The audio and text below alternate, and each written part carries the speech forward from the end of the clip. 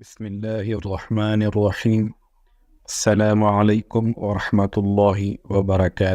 آج ہم جس واقعے کا ذکر کریں گے وہ ہے ملک الموت کا صدمہ و افسوس اور شداد کی جنت۔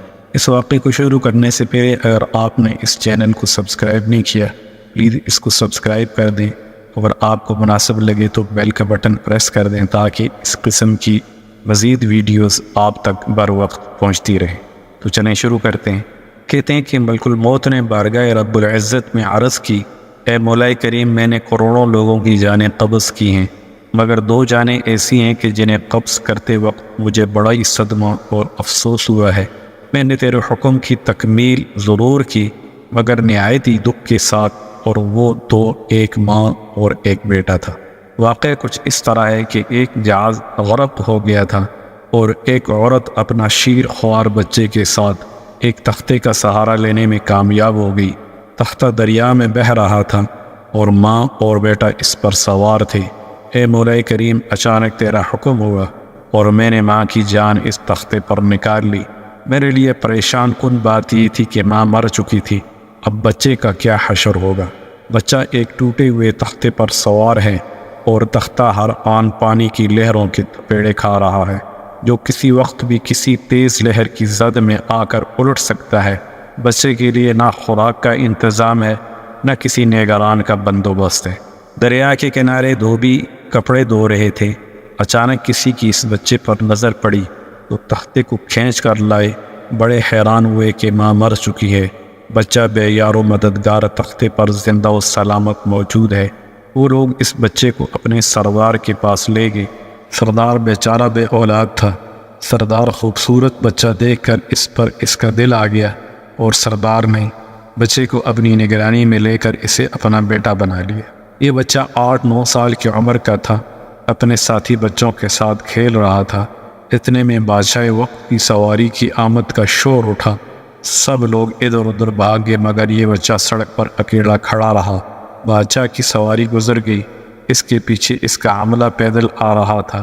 ان میں سے ایک سپاہی کو راستے میں سے سرما کی ایک پڑیا مل گئی۔ اتفاق سے اس بچے کی نظر بہت کمزور تھی اور سرما کی اسے بہت ضرورت بھی تھی، لہٰذا اس نے وہ سرما بحفاظت اپنے پاس رکھ لیا۔ آنکھوں میں لگانے سے پہلے اسے خیال آیا کہ یہ سرما کوئی تکلیف نہ پہنچائے، لگانے سے پہلے کسی دوسرے شخص پر آزما لینا چاہیے۔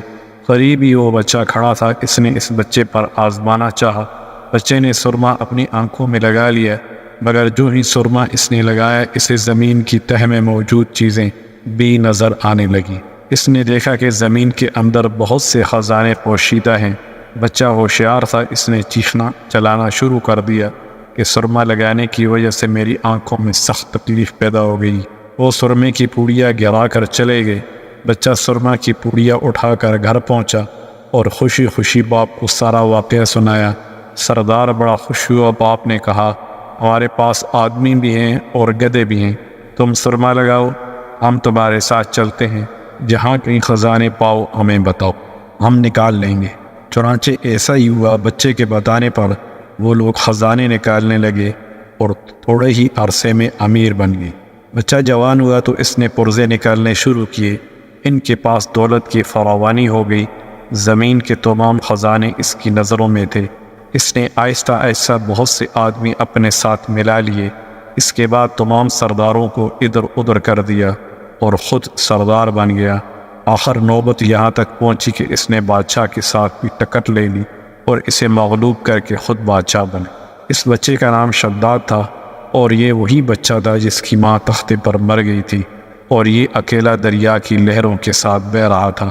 کہتے ہیں کہ جب یہ برسر اقتدار آیا اس نے حکم دیا کہ ایک ایسا کمال درجے کا شہر آباد کیا جائے جس کی ایک اینٹ سونے کی ہو اور دوسری چاندی کی ہو، اس میں ایک عالی شان باغ ہو جس میں دنیا کی ہر چیز میسر ہو۔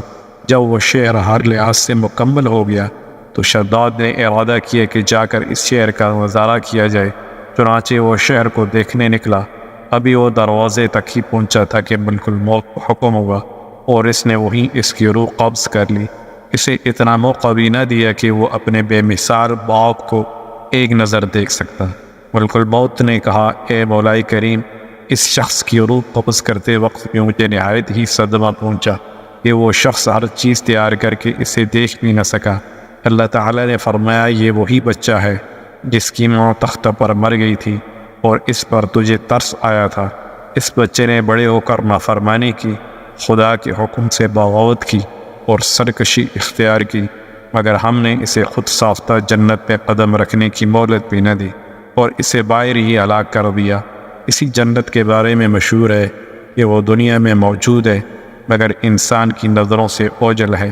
امیر معاویہ رضی اللہ تعالی عنہ کے زمانے میں ایک صحابی کا اونٹ گم ہو گیا تھا۔ وہ اونٹ کی تلاش میں کہیں اس علاقے میں جا نکلا تو اللہ تعالیٰ نے اسے وہ سب کچھ دکھلا دیا تھا۔ وہ صحابی وہاں کی کوئی نشانی بھی ساتھ لایا تھا۔ اس صحابی نے یہ واقعہ امیر معاویہ رضی اللہ تعالی عنہ کے پاس بیان کیا۔ انہوں نے کافی تلاش کرایا مگر کسی کو وہ جنت نہیں ملی اور اسے اللہ تعالیٰ نے پوشیدہ کر دیا۔ السلام علیکم ورحمۃ اللہ وبرکاتہ۔